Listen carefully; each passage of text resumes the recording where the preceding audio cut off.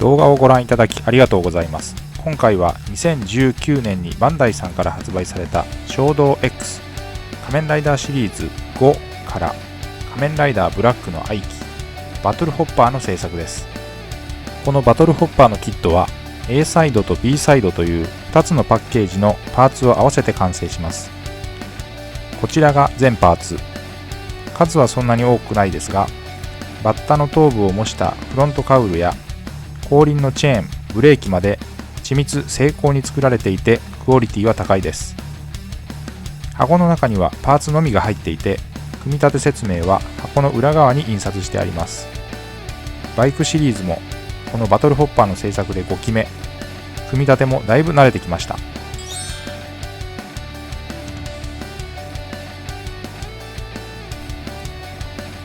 組み立てです。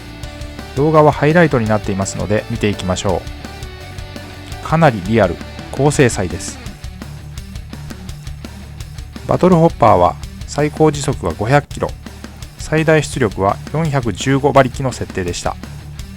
自我のあるメカ生命体でライダーの危機に自分の思考で助けに行くバイクです。仮面ライダーブラックに登場したバイクは960キロの高速走行するロードセクターもありましたが、衝動 X での商品化はこのバトルホッパーでした。仮面ライダーブラックは1987年の作品。実際に昭和に放映して完結したシリーズはこのバトルホッパーが登場するブラックが最後でした。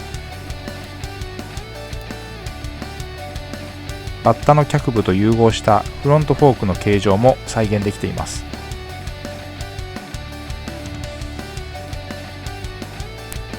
左右を気にしたりそんなに細かなパーツもなかったので、組み立ては賞味10分ぐらいでできました。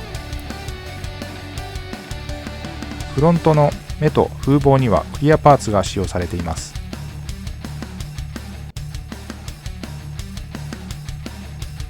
一旦無塗装でこんな感じ。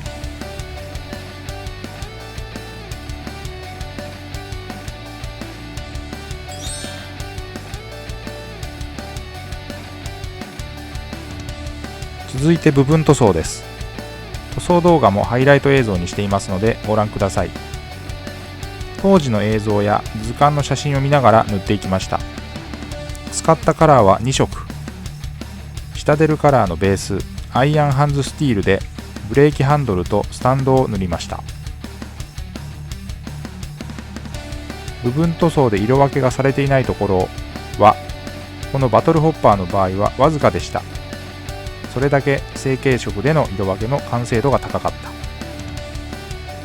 バッタの触覚でありバイクのアンテナ部分は軟質素材でできています。少し癖がつきやすいのが難点。以前スーパーワンのブルーバージョンでカットしてスッキリさせたこともありましたが、今回はもともとそんなに長くはなかったのでそのままにしてあります。久しぶりに使いましたが、ミスターホビーアクリジョンのクリアオレンジで風防の部分にオレンジを入れました。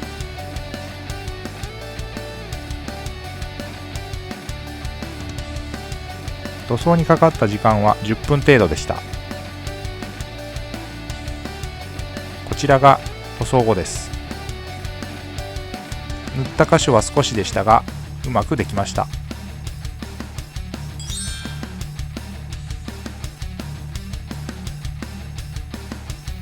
衝動 X は高さ約10センチサイズの可動フィギュアシリーズ食玩の衝動の可動の機構をさらにブラッシュアップしたシリーズでした。ラインナップに加わったこのバイクがとても魅力的です。タイヤを固定するためのパーツは A サイドの方に付属していました。